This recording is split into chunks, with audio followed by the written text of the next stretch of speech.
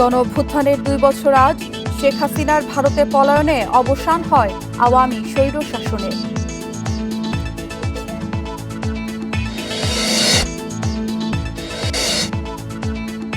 জুলাই গণঅভ্যুত্থানের 1.5 দশকের শাসনের অবসান, নতুন দেশের স্বপ্নে রাজপথে নামে কোটি জনতা।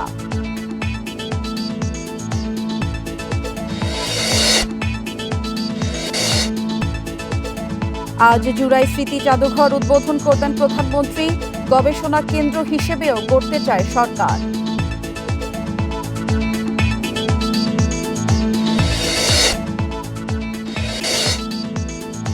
যশোরের জাবির ইন্টারন্যাশনাল হোটেলে ট্র্যাজেডির 2 বছর, 24 মৃত্যুর রহস্য এখনো অমীমাংসিত।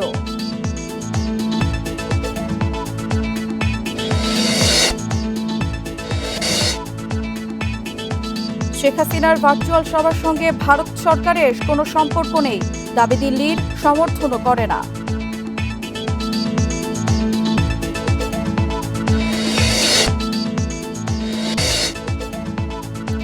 ঢাকার 3 শিক্ষা প্রতিষ্ঠানের ছাত্রদল শিবির সংঘর্ষে আহত শতাধিক, রোকেয়া বিশ্ববিদ্যালয়ে তদন্ত কমিটি।